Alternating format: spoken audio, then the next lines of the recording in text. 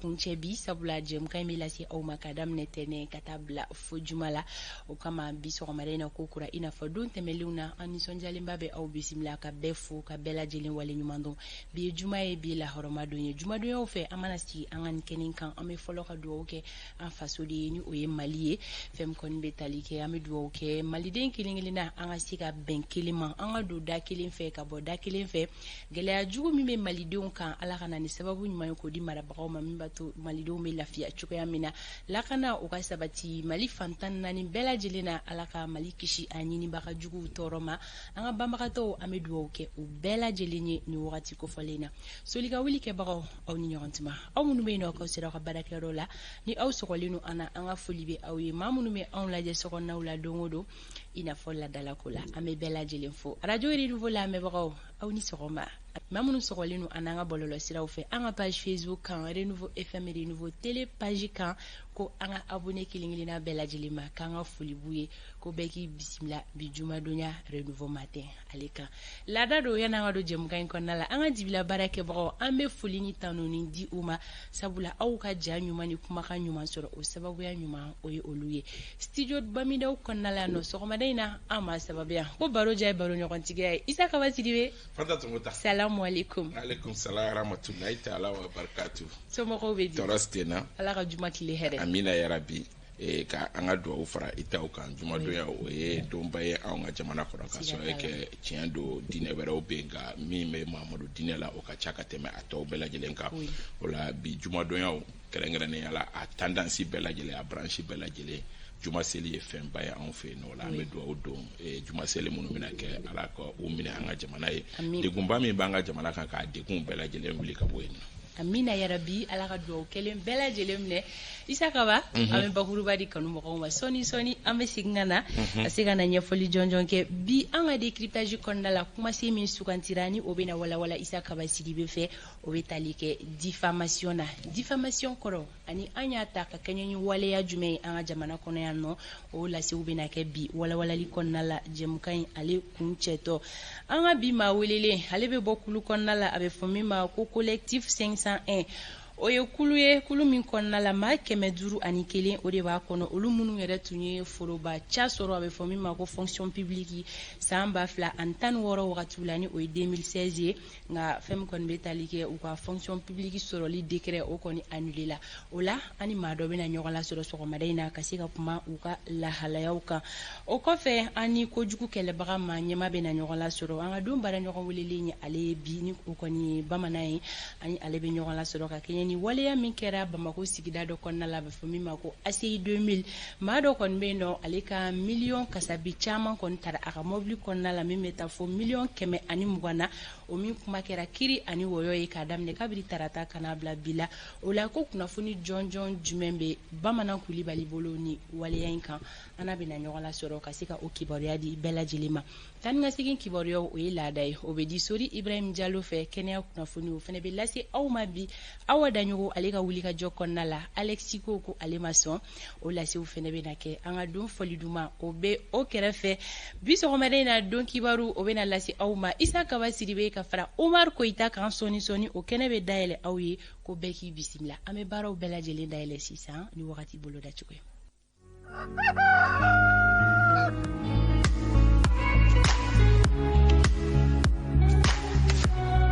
wagati ale bolo da cogo filɛ an ka marabolo kelen-kelenna kɔnɔna la ko nɔgɔ bɛna da kaba la Mali fan bɛɛ samiya fɛ fiɲɛ o bɛna ci Mali marabolo kelen-kelenna bɛɛ lajɛlen kɔnɔna la an ka kɔnɔfɛ marabolo kɔnɔna la bi ko olu ka yɔrɔjan filɛli kɔni o bɛ sa ka sababuya kɛ gɔngɔnbulon ye Mali fantɔw fɛ gɛlɛya fosi tɛ nana don bi yɔrɔjan filɛli la ko sanji ko kɔni bolo dalen don fɛn min bɛ tali kɛ bi tile kuntala kɔni kɔnɔna la Mali fantan naani bɛɛ lajɛlen fɛ fo ni Gawo marabolo yi bɔ a la ka fara Menaka kan Kidal ani Tawudeni o la tilega in na tile bɔta hakɛyaw olu cogoyaw ye ninnu ye Kayi marabolo kɔnɔna la bi olu ka tile bɔta hakɛya o bi jɔ digere 32 la Kulikoro digere 30 Sikaso 28 Segu digere 30 Mopti 31 Tombouctou 34 Gao 37 Kidal 39 Menaka 36 Tawudeni digere 44 Buguni marabolo kɔnɔna la bi olu ka tile bɔta hakɛya o bɛ kɛ digere 28 ye kucalakaw olu ta bɛ kɛ 29 ye kita degere 30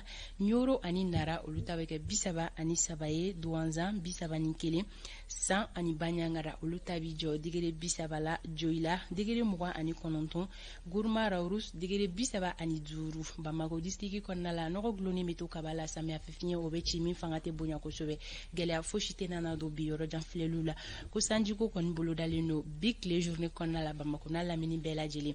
fɛn bɛ tali kɛ tile bɔta hakɛya la bi o bi jɔ degere 30 la bamako n'a lamini sɔgɔmada in na kɛnɛ cira nɛgɛ kaɲɛ 6 ale tɛmɛlen ni sanga 20 ye tile bɛna bi nɛgɛ kaɲɛ 18 o mana tɛmɛ ni sanga 53 ye wagati boloda cogo in ye bi juma sɔgɔma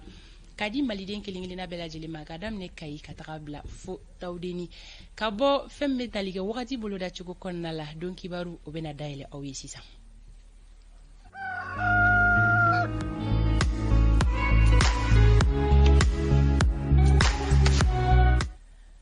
Bi ye juma ye Isa Kaba Sidibe bi fɛnɛ ye don dɔ ye tuguni bi sɔgɔmada in na don kibaru o bɛna lase maa fila fɛ ne sera diba a bɛna kɛ cogo min o ye ne ni Umaru Koyita ka sɔrɔ kɛ baraminɛ kalanden do tiɲɛ do kunnafoni la jolen do renouveau la yan ka na anw ka kɛnɛ in kan o fana y'a damana kɛnɛ zango olu bɛ bɔ tubabu kan na ka yuru bamanankan kɔnɔ Umaru ni sɔgɔma ni sɔgɔma an b'a a bɛ kɛ a bɛ kɛ y'a mɛn o la kunnafoniw taabolo bɛna kɛ min ye Fanta Tɔmɔta olu filɛ nin ye DIRPA ni o ye surasiw olu ka kunnafoni ko o ɲɛmɔgɔyaso ye o tun bɛ kunnafonidilaw ɲɛkɔrɔ kunu a kungun n'a ɲɛɲɛ ye ne ni Umaru Koyita bɛna a di aw ma ka fara o kan Kayikaw fɛ yen nɔ kunnafoni bɛ yen n'a bɛ tali kɛ musokɔrɔba min ni a ntanyana k'a faga maa dɔw fɛ n'a tɔgɔ ye ko Jogo Sidibe ko kokuraw bɔra a ko la an bɛ o kunnafoni di aw ma don bɛɛ tɛ gɛlɛnni sɔrɔ a woda la nka bi ye o don dɔ ye ka sɔrɔ kɛ an ka samata sɛgɛ musomaw basketi fan fɛ olu taara final la final min ni o yɛrɛ kan ka taa sini nka cɛmaw olu kan ka u jɔyɔrɔ fa bi walasa olu fana ka se ka taa final la o b'a yɛrɛ k'a fɔ ko san 18 ni olu ye duguma basketikɛlaw ye olu de kunkan kuma ye nin ye an ka fɛn fɛn bila ka taa cɛw ni muso u bɛɛ lajɛlen jɔyɔrɔ falen don musow olu sera ka se final la ka ban cɛlakaw bi nɛgɛ kaɲɛ 14 o mana tɛmɛ ni miniti 30 ye olu fana bɛ u jɔyɔrɔ la walasa u ka se ka taa final la kunfɛn yɛrɛ bɛ ka kɛ Madagascar kow fɛ yen nɔ a kungun n'a ɲɛɲɛ an bɛ n'o di aw ma ni Sedina Umaru Keyita y'a ɲɛ kɔmi ka segin ka na an b'a kunnafoni bɛɛ lajɛlen di aw ma.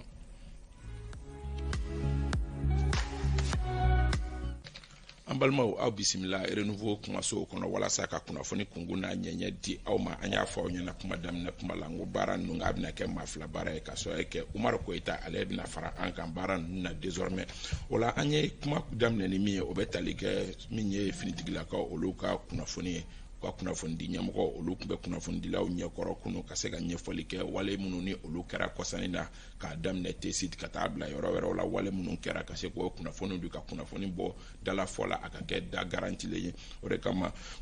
colonel Sulemani Danbele ale n'a ka maaw bɛɛ lajɛlen olu tun bɛ kunnafonidilaw ɲɛkɔrɔ u ye ɲɛfɔli kɛ waleya min ni o kɛra tesitikaw fɛ yen nɔ a kɛra hukumu min kɔnɔ u y'o ɲɛfɔ kunnafonidilaw ye u y'a yira k'a fɔ ko jamana ɲɛmaaw ye kuma minnu fɔ k'olu bɛɛ lajɛlen ye tiɲɛ ye ka fara o kan ko a bɛ i n'a fɔ n'i ye jateminɛw kɛ i b'a ye k'a fɔ duguduguma ko wɛrɛw bɛ ko ninnu na ayiwa ɲɛfɔliw kɔni kɛra ɲɛfɔli minnu ni olu kɛra ka kunnafonidilaw olu ma so mɔgɔ sama ye Umaru Koyita.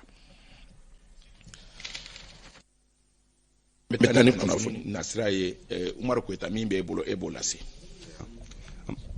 K'an ka finitigilakaw sɛgɛrɛ tesita a yirala k'a fɔ ko dɔ farala maa minnu dɛnna olu hakɛw kan ka tɛmɛ ni sɛbɛnfura min bilala an ka jamana ɲɛmaw fɛ ni arabadonya in na gouvernement kɔni y'a yira k'a fɔ k'u sera ka maa banbagaci 37 k'olu bɔnɛ u nin na fɛn min an ka finitigilakaw fanfɛla a yirala k'a fɔ maa 42 olu bɔnɛna u nin na maa 22 olu banana bataki sɛbɛn kɔnɔna na a bɛ yira k'a fɔ ko siga kɛmɛ jamanaba dɔw ma ni minnu yɛrɛ ye dɛmɛ don ni maa banbagaci ninnu ma o hukumu kɔnɔna na sa an ka finitigilakaw kɔni y'a yira k'a fɔ ko ni maa ninnu ka baara hukumu kɔnɔna na k'u ye durunw ka taa se mugu pɛrɛntaw ma véhicule piégé ani ka taa se marifabaw ma ko olu bɛɛ lajɛlen kun bɛ ni maa ninnu bolo a yirala k'a fɔ fana ko AR9 dɔ ko o kɔni kun bɛ ka tɛmɛ finitigilakaw kunna ni waati na min kɔni b'a yira k'a fɔ ko ni maa banbagaci ninnu ye dɛmɛ dɔ sɔrɔ ka bɔ kɔfɛ ka tɛmɛ ni bataki in kɔnɔna ye a ko kɔni hukumu kɔnɔna na an ka jamana ɲɛmaw kɔni y'a yira k'a fɔ ko sɛgɛsɛgɛli baara dɔw bɛna bila sen na walasa ka se ka ko min ye nin banbagaciya wale in kɛ ka se k'o ko ɲɛdɔn wa maa minnu kɛra a sababu ye fana k'u bila kiiritigilamaw ɲɛkɔrɔ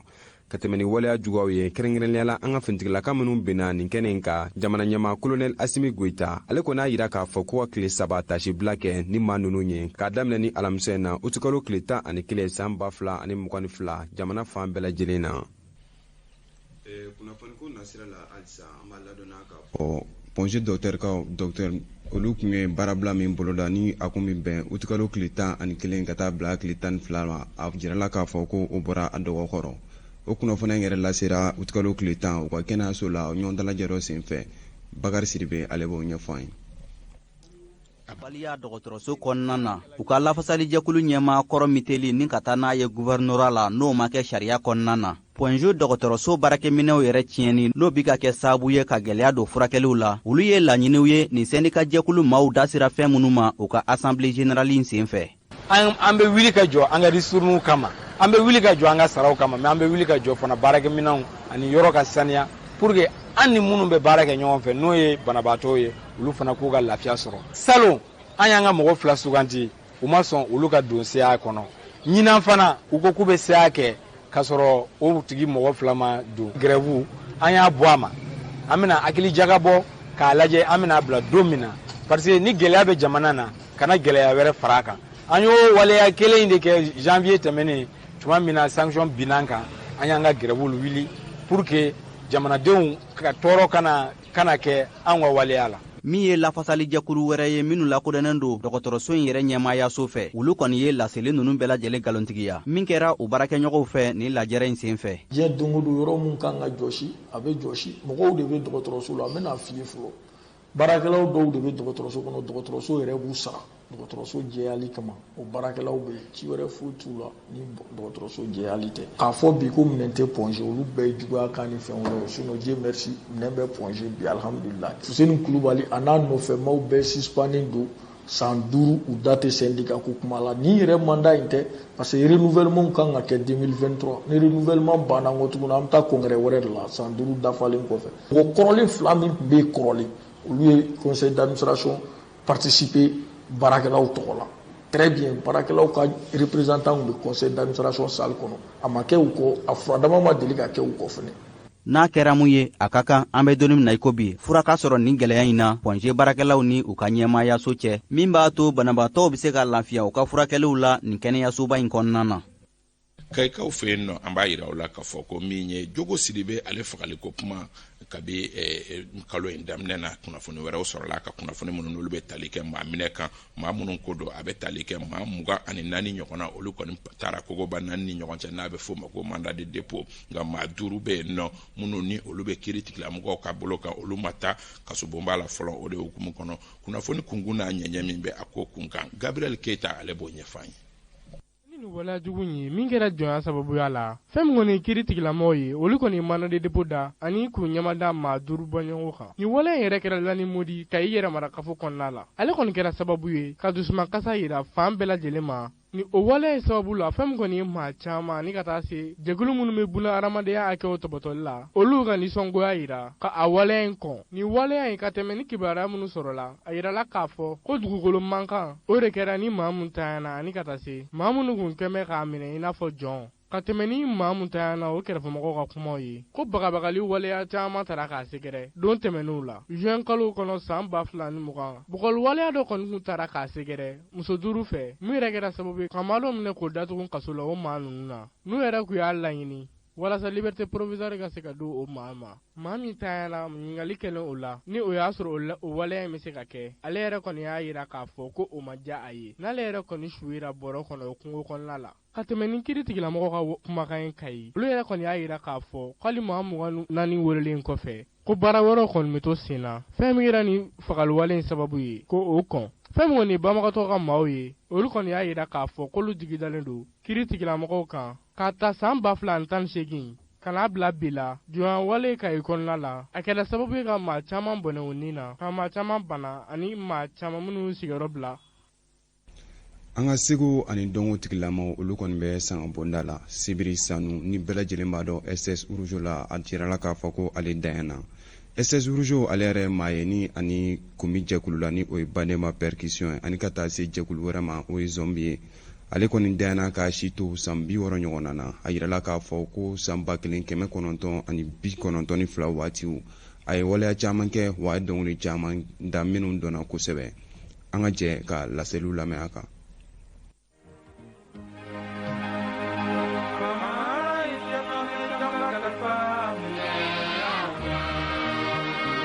SS Rougeau tun bɛ Mali fitinɛ yelenw fɛ.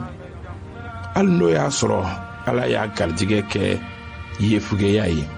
I n'a fɔ Salif Keita, a fana y'i jɔyɔrɔ fa walasa maaw bɛ yefugew filɛ ni filɛna min ye o k'a dɔn ka fɔ ko yefugew t'u damana mɔgɔw ye. Hakilila jiginna SS Rougeau ye dɔnkili duman caman bɔ i n'a fɔ Ala ye Thierno Ahmed Thiam minɛ an na. Rougeau nana aw sewa an jama ne duma ni cogo dɔn. O dɔnkili min yɛrɛ n'o ye sanga bada ma hali bibi na Radio Liberté mɔgɔw ka jɛmukan dɔ bɛ yen nɔ a bɛ san caman bɔ o bɛ daminɛ n'o dɔnkili in de ye. Ni dɔnkili ninnu kɛra sabu ye k'a daminɛ san 1995 ka na fɔ 2002 ninnu wagati la SS Rougeau jɔyɔrɔ bonyana an ka fɔlikɛ kɛnɛw bɛɛ lajɛlen kan. A tun bɛ fɔlikɛ jɛkulu min na o de bɛ wele ko Bamba Percussion. U tun bɛ ɲɛnajɛw kɛ u kanubaw ye yɔrɔ caman na. O dɔ ye ɲɛnajɛkɛyɔrɔ dɔ bɛ Dawudabugu min bɛ wele ko Barbiton commune 5nan kɔnɔ Bamakɔ. SS Rougeau n'a jɛɲɔgɔnw tun bɛ maaw ɲɛnajɛ yen kosɛbɛ. SS Rougeau yɛrɛ a bɛ wagati damadɔnin bɔ bana dɔ tun ye a lada. O bana in de kɛra sababu ye arabadonya in na utukalo tile 10 k'a ka kalifa minɛ a la. Saya tɛ jɔn si to saya kɔrɔnin sera ka se Sibiri Sanuna ni bɛɛ lajɛlen b'a wele ko SS Rougeau. SS Rougeau y'i jɔyɔrɔ fa walasa maa minnu ni Ala y'olu garijɛgɛ kɛ yefugeya ye a kana kɛ i n'a fɔ u y'u damana mɔgɔ wɛrɛw ye. Kɛrɛnkɛrɛnnenya la fɔliko yɛrɛ nasira la a ma tamakiya fiyewu ka ta kɛnɛ si kan k'a bɛ maloya ni a yɛrɛ ye. SS Rougeau ka nin taɲani a bɛna ɲɛnafin bila fɔli kanubagaw Mali kɔnɔ ani Mali kɔ kan. Sibiri Sanu, i da i k'i suma.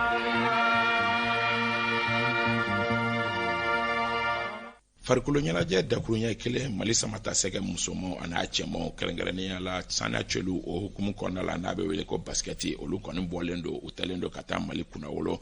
Madagascar kaw fɛ yen nɔ ka sɔrɔ kɛ olu ka farafinna kunbɛba o bɛ ka kɛ yen nɔ a fan fila bɛɛ lajɛlen fɛ u bɛɛ lajɛlen bɛ ka kunnawolo di Mali ma kɛrɛnkɛrɛnnenya la musolakaw fan fɛ kunun olu ye dankari min ye Angolakaw la 67 ani 36 olu ye dankari Angolakaw la o kɛra sababu ka to olu bila finale kɛnɛ kan finale min n'o yɛrɛ kan ka taa sini nka u jɛɲɔgɔn minnu bɛ yen n'o ye cɛlakaw ye minnu fana ni si tɛ tɛmɛ san 18 kan olu fana bɛ k'u jɔyɔrɔ fa ka faso drapeau kɔrɔtan kosɛbɛ o yɔrɔ kelen na yen nɔ olu kan ka jouer demi-finale la bi olu ni Madagascar yɛrɛ kan ka ɲɔgɔn sɔrɔ Madagascar min ni tulon yɛrɛ bɛ ka labɛn olu fɛ yen nɔ cɛw fana bɛ k'u jɔyɔrɔ fa n'olu sera ka dankari Madagascar la olu fana bɛ taa finale la o b'a jira k'a fɔ ko an ka bɔn kamelenw a fila bɛɛ lajɛlen musolakaw ni cɛlakaw olu bɛɛ bɛ ka an ka drapeau yanga kosɛbɛ an bɛ dugawu don cɛlakaw ye nɛgɛ kaɲɛ 14 n'o tɛmɛna ni miniti 30 ye olu ni Madagascar ka an ka masara an ka sɔ kɛ ta la n'o labana min na olu bɛ t'u jɔ finale la ka fara o kan musolakaw kɔni olu bɛ finale la sini o finale yɛrɛ o bɛ olu ni Egypte jamana ni ɲɔgɔn cɛ Egypte jamana min ni an ka kunbɛ laban na olu de ye dankari an na ka kɛ sababu ye ni an ma se ka na ni jɔnjɔn ye an bɛ dugawu don sibiri don an ka se ka dankari Egypte kaw la ka sɔrɔ kɛ baskɛti bankun kan kɛrɛnkɛrɛnnenya la a duguma yan fan fɛ anw bɛ o fo o sana yɛlɛ na wa an mana taa kuma o kuma ani kulawolo bɛ segin an bɛ dugawu don an ka kulu fila ninnu bɛɛ lajɛlen ye Ala k'u garijɛgɛ saniya fanta tomota o kunnafoni duman kuma o kuma an bɛ to k'an ta kuncɛ ni o ye ka sɔrɔ kɛ kunnafoni duman fana ni o tɛmɛ ka di kanw fɛ ka tɛmɛ kunnafoni goma kan. Siga foyi t'o la an bɛ Umaru fo. Umaru bɛ fo ni wagati kofɔlen in na an bɛ taga ɲɛfɛ ni kibaruya tɔw ye donc kibaru ta ko fɔlɔ o bɛ datugu ɲɛyɔrɔ la o sanga kelen kɔnɔna la an ni Sori Ibrahim Diallo bɛ na ɲɔgɔn lasɔrɔ tan ni ka segin kibaruyaw kan.